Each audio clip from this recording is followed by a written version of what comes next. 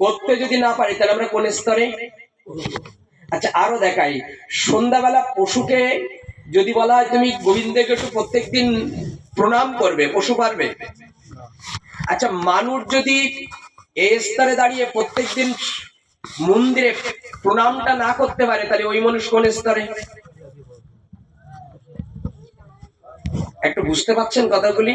আমার কথাটা আমি বলছি কিন্তু আমার ভালো লাগছে না, কারণ আমার সমুদ্র যেটা দরকার আমি পাচ্ছি না। এখানে উত্তরটা আছে, সন্ধ্যাবেলায় যে পশুকে যদি বলা হয় তুমি প্রার্থনা করবে মন্দিরে এসো, ও পারবে? একটা মানুষ পারবে কিনা? কিন্তু মানুষ যদি প্রার্থনা না করে ও নিত্য চায়ের দোকানে কাটায়, রান্নাঘরে মা কাটায়, আর পশুও খাদ্য গ্রহণ সহ কুকুর ঘুরে বেড়ায়, খাদ্য পেলেই খেয়ে বসে, সন্ধ্যাবেলায় প্রার্থনা সে করে, তাহলে দুটো স্তর দেখালাম। সেটা হলো নিবেদন করে ও গ্রহণ করে না, সন্ধ্যাবেলায় সে ভগবানের চরণে মাথা নত করে না, এই ব্যক্তিকে কি বলা হয়? পশু। তাহলে আমি যে মানুষ দাবি করছি, সাধু দাবি করছি পোশাক পরে, আমি কি সাধু বা মানুষ হতে পেরেছি এখনো? তাহলে আমরা কোন স্তরে? আরো দেখাতে পারি সময় দুটো, একটা চারটে স্তর দিয়েছে এখানে শাস্ত্রে, কিন্তু আমি দুটো দেখালাম। তাহলে এখানে কথা হলো এই স্তরে আমি যেতে চাচ্ছি যে আমাদের মৃত্যুর পরে যা কি বলেছে, আমি কোথায় ছিলাম, কোথায় আছে, আমার কোথায় যেতে? উত্তরটা আমার কোথায় যেতে হবে, এই কথাই আলোচনা মুখ্য। এই জায়গায় দাঁড়িয়ে শব্দ অর্থ দান করেছে, আমরা নিত্য খাই তো একটা জায়গায়, এই জায়গায় সমাধান দিন। আচ্ছা খাওয়ার আগে নিবেদন করতে পারে না পশু, এটা আমরা মেনে নিলাম, কিন্তু মানুষ পারে কিনা? যদি সে নিবেদন করতে পারে তাহলে মানুষ, আর যদি নিবেদন না করতে পারে? তাহলে আমরা এই জায়গায় যে কথাটা জানতে যাচ্ছি, যদি হৃদয়ে ভালো লাগে, শাস্ত্র সিদ্ধান্ত থাকে, কাল থেকে কিন্তু এটা পালন করতে হবে, আমি সেখানে যাচ্ছি। সেই জায়গাটি হলো যে আমরা দেখতে চাচ্ছি অনুভব করে, অনুনয় করে। আচ্ছা আমরা যদি যা খাই তার আগে আমাদের কি করা উচিত? যে খাই, যে খাদ্য গ্রহণ করি, নিত্য খাই কিনা? যাই খাই তার আগে আমার নিবেদন করা দরকার তো। আচ্ছা গীতায় শুন, 3য় অধ্যায় গীতায় বলেছেন, আমাকে যে না দিয়ে খায় তাকে কি বলা হয়? চোর। আর যে নিবেদন করতে পারে না তাকে পশু। এখানে স্তর হলো যে নিবেদন করতে পারে না সে পশু স্তর হলো, কিন্তু যে নিবেদন করতে পারে তার কি হবে? স্তর দুটি। যে নিবেদন করে প্রত্যেক দিন, তাহলে তার ব্যক্তি কি হবে? হরিনাম করছেন, মৃত্যুর সময় যদি হরিনাম না থাকে তাহলে কাজে আসবে না, আমার দাদা জানিয়েছেন। আমি সেই জায়গাটা স্মরণিত হব। সেই জায়গাটা হলো যে একটা উদাহরণ দিলে আপনি সুন্দর বুঝবেন আপনারা, আর আমিও বুঝবো।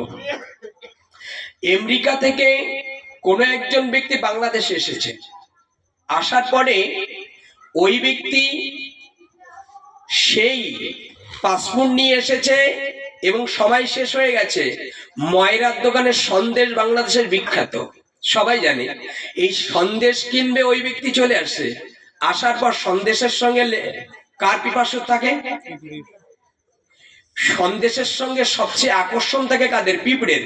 অনেক পিঁপড়ে ভেসে যায় দেখবেন, কিন্তু রস বা মিষ্টির লোভ সামলাতে পারে না। যারা এরকম ভেসেও যায় তাদের জীবনটা একটু দেখেন, যেখানে সাধু সঙ্গ হয় না, যেখানে হরিকথা হয়, যে পিঁপড়ের মতো লেগে থাকে, ওর শত বাধা দিলেও, শত টাকা নষ্ট হলেও, কৃপা করে নিমন্ত্রণ না করলেও ও পিঁপড়ের মতো ওখানে গিয়ে বসে আমি হরিকথা শুনবো যাতে আমি গোবিন্দকে পাই। সে পিঁপড়ের মতো যদি এরকম কেউ বসতে পারেন তাদের জীবনটা দেখুন। আচ্ছা পিঁপড়ে প্রত্যেকদিন বসতে বসতে আমেরিকার যে বাসিন্দার এলো 2 কেজি সন্দেশ নেবে, ওই ময়রার দোকান তখন কি করলো? ঘোষ মহাশয় ময়রার দোকান ওই তাড়াতাড়ি করতে গিয়ে, ওই কার্টুনের মধ্যে ঢোকাতে গিয়ে ওই দুটো পিঁপড়ের মধ্যে চলে গেল। তার মধ্যে কি করেছে? তার মধ্যে কি করেছে? ওই পিঁপড়েটা দিয়ে কার্টুন ভর্তি করে দিয়েছে। এরপরে আপনাদের এখানেই থেমে যান, পরবর্তী পৃষ্ঠা। পৃষ্ঠা হলো, আচ্ছা এখানে হলো যদি আমাদের আমেরিকায় যেতে হয় তাহলে পাসপোর্ট দরকার তো, একটু কথা বলুন না। আচ্ছা পাসপোর্ট দরকার, বিমান ভাড়া দরকার তো। আচ্ছা বিমান ভাড়াও হলো। আচ্ছা যদি ওই দেশের নাগরিকত্ব হতে যায় তাহলে কি সহজে হওয়া যাবে? তাহলে 3টে জায়গায় এক হলো বিমান ভাড়া, এক হলো পাসপোর্ট, আর এক হলো ওই দেশের বাসিন্দা, তিনটি স্তর। আচ্ছা, আপনি আমি যেতে হলে এই দুটো না হলে যেতে পারবো কি? পারবো না। কিন্তু পিঁপড়েটা যদি ওই কার্টিফের ভর্তি করে দিল, ওই ব্যক্তি হাতে নিল, এরপরে এয়ারপোর্টে প্রবেশ করলো, প্লেনে উঠলো, আমেরিকায় গেল, তার নিজের সহধর্মিনীকে মিষ্টিটা ধরিয়ে দিল, এরপর মিষ্টিটা খোলার পর পিঁপড়ে দুটো কোথায় গেল? আচ্ছা, এর কোনো পাসপোর্ট লেগেছে? বিমান ভাড়া লেগেছে? আমেরিকার বাসিন্দার হয়ে গেল, ওর কোনো নাগরিকত্ব লেগেছে? আচ্ছা, এর পিছনে, এর কথা বলার পিছনে আমি জানাতে চাচ্ছি এগুলো কি করে হলো। এর উত্তর যে এ কি করে তিনটি জিনিস না করেও বিমানে উঠে পাসপোর্ট না করে আমেরিকার বাসিন্দার কি করে হলো? এক কথা খুব সুন্দরভাবে মস্তিষ্ক ধারণ করতে পেরেছেন আপনারা। যদিও মিষ্টির সঙ্গে আকর্ষণ না থাকতো তাহলে অবশ্যই ময়রা কাটুমের মধ্যে দিত না, আর কাটুমের মধ্যে না দিলেও আমেরিকায় যেতে। বুঝতে পারছি? তাহলে উত্তরটা আমি সহজ করে নিলাম। যারা ভগবানকে নিবেদন করে, দেখুন কথাটা কোথায় দিয়েছে, যারা ভগবানকে প্রত্যেকদিন যা খায় যদি সে নিবেদনটা করে, আচ্ছা নিবেদন করতে করতে অভ্যাস হবে কিনা? ছোটবেলা থেকে নিবেদন শব্দ অর্থ কি? ভগবানকে, আবার বলি, নিবেদন শব্দ অর্থ ভগবানকে স্মরণ করার নামই হলো নিবে, এটা সংস্কৃত ভাষা হলো নিবেদন, আর ভগবানকে দিয়ে খাওয়ার নামই হলো স্মরণ, ভগবানকে স্মরণ। এবার আপনারা একটু আসুন, আমরা যেমন আমেরিকায় গেছে পিঁপড়েটা, আমরাও গোবিন্দের চরণে যেতে পারি কিনা দেখাচ্ছি। দেখুন, আগের থেকে বলে দিচ্ছে আপনাদের হৃদয়ে, যাতে হৃদয় গ্রাহিত হতে পারি। সেই জায়গাটা হলো প্রত্যেকদিন নিবেদন করেন। আচ্ছা, নিবেদন করার সঙ্গে সঙ্গে আমরা করতেই থাকি, কিন্তু করতে করতে যেদিন আমাদের বৃদ্ধ হয়ে যাবে, আচ্ছা বৃদ্ধের সময় আমি অন্ন খেতে পারলাম না, কি খাবো? কি দেয় আমাদের গালায়? জল দেয়, সেটা তো খাওয়া, খাওয়াই কিনা? কিন্তু আমিও এমন কিছু হয়েছে, জলও আমার কোনো পুত্র কেউ দিতে পারছে না। ভালো করে লক্ষ্য করেন, এমন ভিতরে আমার পিপাস হয়ে লেগে যায়, কিন্তু কোন জল আমাদের তখন কাজ করে? লক্ষ্য করেন এই জায়গাটা, আমার পুত্র নেই, অন্ন খেতে পাচ্ছে না, কিন্তু কিছু আমার ভিতরে দিতে হবে। কি বলেছেন? আচ্ছা, এখানে ভারতবর্ষে গঙ্গা আছে, ভাগীরথী মা গঙ্গা। আচ্ছা, গঙ্গার জল শেষে যদি শেষ করা যাবে? আচ্ছা, আমাদের 18 মুকামের মধ্যে দেখেন, মুকাম তত্ত্ব যারা জানেন একটু দেখবেন, 18 মুকামের মধ্যে বলেছেন একটা মুকামের কথা, সেই মুকাম হলো জিহ্বার নিচে বহে নদী কায়া গঙ্গার জল। গঙ্গাকে কোথায় দিলেন? দেহের ভিতরে। আচ্ছা, এটা কি গঙ্গা হলো? তাহলে আমরা গঙ্গা কি করে বললাম? শাস্ত্রে বলছে জিহ্বার নিচে বহে নদী কায়া গঙ্গার জল। কায়া শব্দ তো শুদ্ধ, এই শুদ্ধ গঙ্গার জল বলছে জিহ্বার নিচে প্রত্যেকের আছে। বলছে কি করে বলবে প্রদীপ? আচ্ছা, ওই গঙ্গায় যেমন শেষে শেষ করা যাবে না, আপনার জিহ্বার জল আপনি বারবার গিলে দেখুন তো শেষ করতে পারেন কি? তাহলে গঙ্গা হলো তো? শাস্ত্রের সঙ্গে মিল আছে কিনা? বলছে জিহ্বার নিচে বহে নদী কায়া গঙ্গার জল। ওই গঙ্গার জল যেমন শেষে শেষ করা যায় না, তোমার জিহ্বার আমি গোবিন্দ এমন কিছু সৃষ্টি করে দিয়েছি, কৃপা করে তোমার ভিতর থেকে যতটা জল লাগবে ততটা কৃপা করে, তোমার পিপাসত্ব জল নেই তবুও তোমার ভিতরে জল আছে, ওটা কায়া গঙ্গার জল, যদি আমাকে নিবেদন করে তুমি কৃপা করে ভিতরে দিতে পারো। অনেক দূরের কথাগুলি শ্রবণ করুন, কিন্তু ওই জল যখন আমি, আমার জল বাইরেতে নেই, খাদ্য নেই, যখন জলে আমি পিপাসত্ব ওই জল পান করব, তখন কি আমার হবে? ছোটবেলা থেকে যদি আমার নিবেদন করা অভ্যাস থাকে, দেখুন নিবেদন করা যদি অভ্যাস থাকে, আরেকটু উদাহরণ দেই। আচ্ছা, এখানে হলো আপনি অন্ন পাচ্ছেন, অন্ন বুঝি তো, যেটা আমরা ভাত বলি, এই অন্ন পাচ্ছেন, বিদ্যুৎ জ্বলছে, কিন্তু অন্ন মাখিয়ে অন্ন, এটা পেতে পেতে বিদ্যুৎটা চলে গেল, অন্ধকারে তো সাপেও পথ দেখতে পারে না, তাহলে এই মাখানো অন্নটা এটা কি কপালে যাবে না বুকে যাবে? একটু বলুন কোথায় যাবে? যে অন্ধকারে দেখতে পারে না, তাহলে এই হাত তো অন্য জায়গায় যাওয়ার কথা ছিল, কিন্তু মুখে যায় কেন? ছোট্টবেলা থেকে অভ্যাস আছে, ও অন্য জায়গায় যাবে না, ও মুখেও যাবে। তাই যদি যাই, আজ থেকে যদি কেউ শুরু করে যা খাবো তার আগে, যা খাদ্য গ্রহণ করবো তার আগে যদি নিবেদন করে খেতে পারি, তাহলে মৃত্যুর সময় আমি হরিনাম, ওই যে হরিনামটা হলো নিবেদন, নিবেদন শব্দ তো ভগবানকে স্মরণ। আচ্ছা, আমি যদি জিহ্বা ওই জলটাও বাহিরিক বস্তু বা ভিতরের বস্তু যদি ঢোক গিলি বা গিরিপথ পার করি, আজ থেকে যদি নিবেদনটা শুরু করি, তাহলে কি নিবেদন জল গ্রহণ করার আগে ভগবানকে স্মরণ আসবে কিনা? আসবে তো। আচ্ছা, যদি আসে, গীতায় কি বলেছেন আসুন দেখুন, এই একটা কথা সাবজেক্টটা গীতায়, শ্রীমদ্ ভগবত গীতায় অষ্টম অধ্যায় ব্রহ্মক্ষর যোগের 5 নম্বর শ্লোক উত্তর দান করেছে। কি বলেছে? অন্ত কালে চ মামেব শরণ মুকুতব্য কলেবরং জ প্রয়তিস্ব মদভাবং জাতি না শস্ত্রয় সংশয়। গীতায় জানালেন মৃত্যুর সময় আমাকে কেউ যদি স্মরণ করতে করতে দেহ ত্যাগ করে, তৎক্ষণাৎ আমি গোবিন্দ বলছি আমার ধামে সে প্রবেশ করবে, এতে কোনো সংশয় নাই।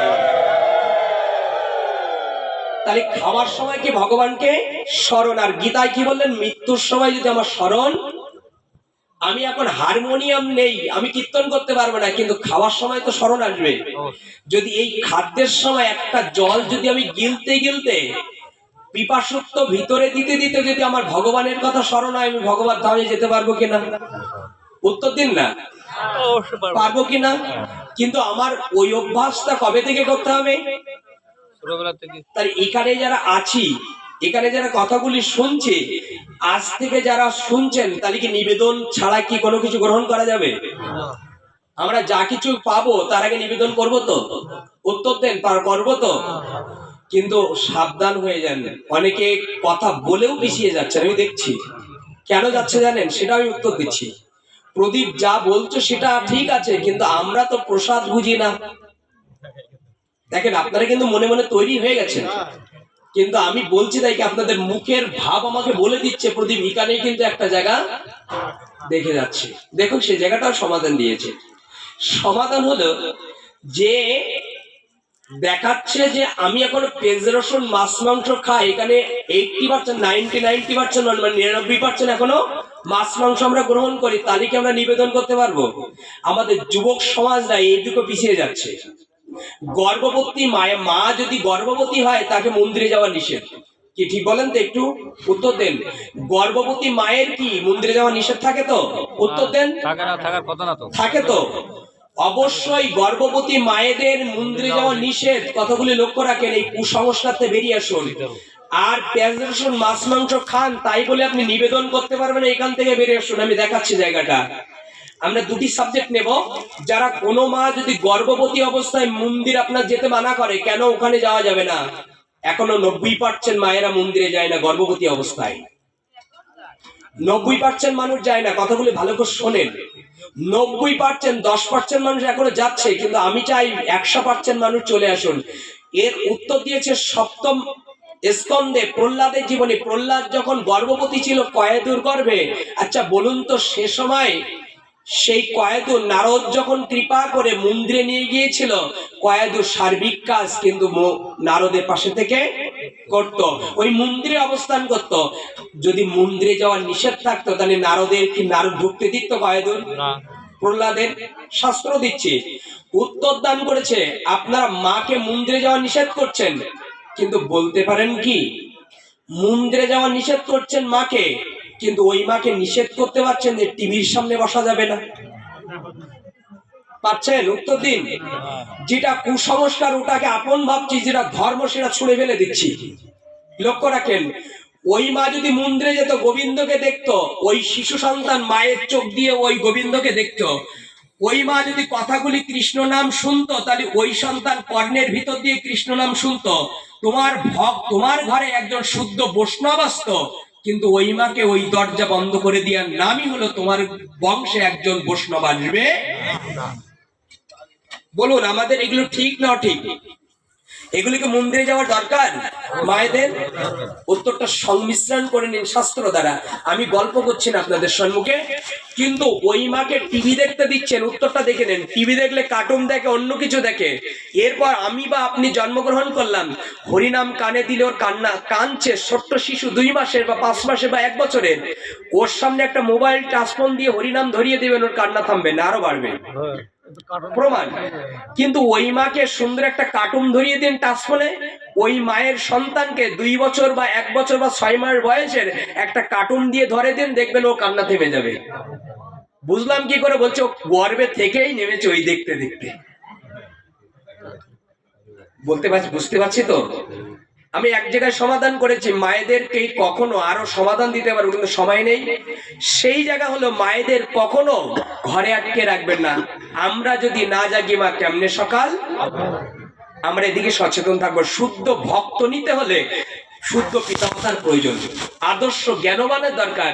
আমাদের ঘরে প্রদীপ আছে, এই যুবকের কথা বলবো কখন, অদূরে দাঁড়ায় এক পায়ে দাঁড়িয়ে যেভাবে শুনছে, মনে হয় ওখানে দাঁড়িয়ে আমি দাঁড়ালে আমি বুঝতাম তাদের কত কষ্ট, কত কষ্ট করে এই কথাগুলি তারা শুনছেন।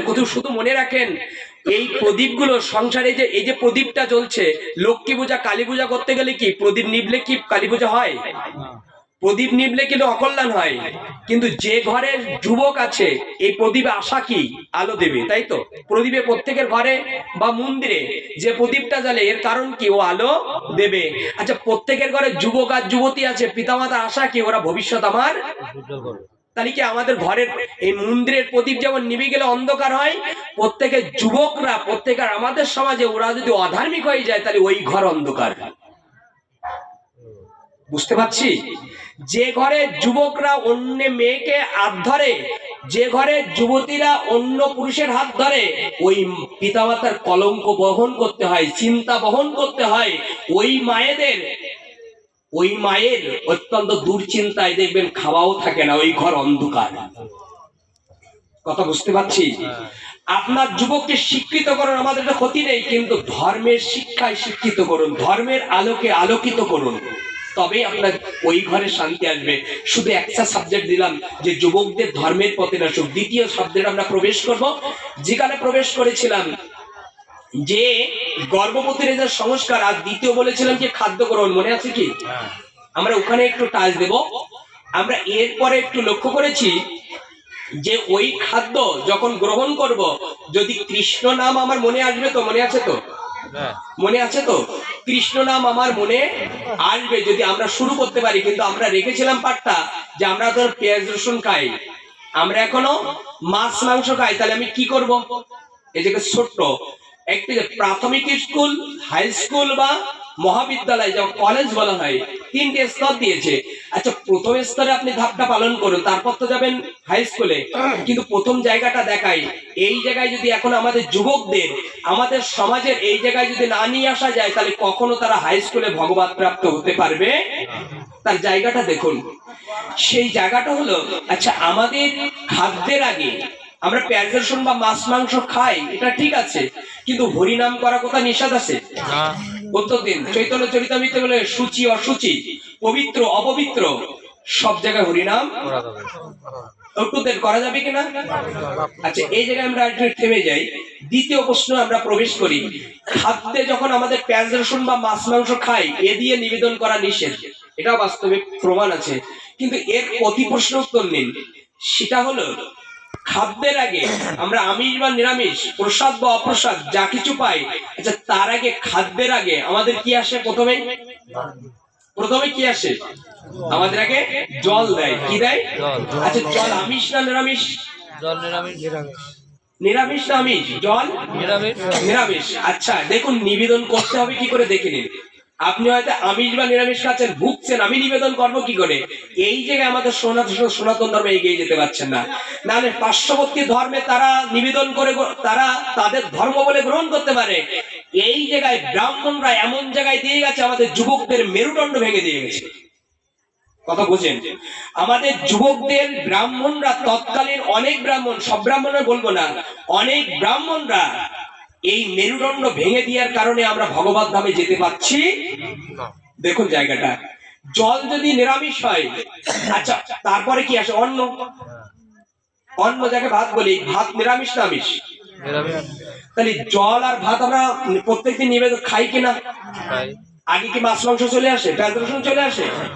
তাহলে প্রথমে জল এবং অন্ন, এই দুটি নিরামিষ।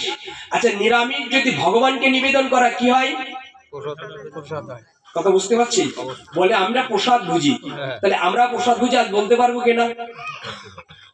বুঝতে পারছি কথাগুলো? আমরা প্রসাদ ভুজি বলতে পারবো কিনা?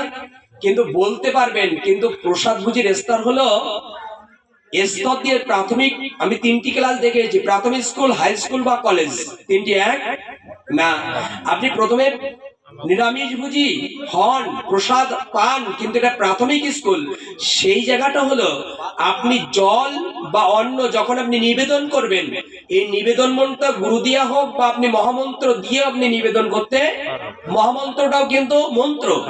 লক্ষ্য করেন, এটাই নিয়েছেন হরিদাস ঠাকুর। কোনো কিছু না করে ছোটবেলা থেকে হরিনাম করতেন, আর মৃত্যুর সময় তিনি হরিনাম নিয়ে ভগবত ধাম প্রাপ্ত হয়েছিলেন, এত কোনো সংশয় নাই। পৃথিবী যত মন্ত্র আছে, পৃথিবীতে যত মন্ত্র আছে, সর্বমন্ত্রের সার হলো মহা। আচ্ছা, আপনি গুরু দিয়া মন্ত্রটা নিবেদন শুরু করতে পারেন, দ্বিতীয় স্তরে দাঁড়াই আপনি মহামন্ত্র দিয়েও শুরু করতে পারেন। তাহলে কাল থেকে আমরা যেটুকু শাস্ত্রের আলোকে নিলাম, কাল থেকে যখন আবার অন্ন বা জল আসবে, আমরা কি কি শুরু করতে পারবো কিনা, নিবেদন করতে পারবো কিনা? একটু উত্তর দিন সবাই, পারবো কি? আচ্ছা, যদি পারি, উত্তরটা হলো তাহলে কি আমরা প্রসাদ ভুজি বলতে পারবো না? এখনো বলতে পারবে না। তাহলে কি হবে? তাহলে তো আমরা সেই হয়ে গেলাম বৌদি। কি শিক্ষা দিলে? উত্তরটা, আপনি নিত্য যদি জল আর অন্ন দিয়ে নিবেদন করতে পারেন, গোবিন্দ বলেছেন যে 1 পা অগ্রসর হয়, আমি গোবিন্দ তার জন্য 10 পা অগ্রসর। দেখে নিন, কথাগুলি খুব তাত্ত্বিক। এটা এর মধ্যে ভক্তি বা আমি এখনো আপনার লীলায় যাচ্ছি না, বা নয়ন যে একটু গড়াবেন, আমি যাব সেই জায়গায়, সেই জায়গায় একটু দেখবেন। গোবিন্দ বলেছেন 1 পা যদি কেউ অগ্রসর হয়, আমি তার জন্য 10 পা অগ্রসর হই। তুমি আজকে জল আর অন্ন দিয়ে যদি তুমি আমার প্রত্যেকদিন নিবেদন করো, আমি গোবিন্দ, আমার নামটা তুমি স্মরণ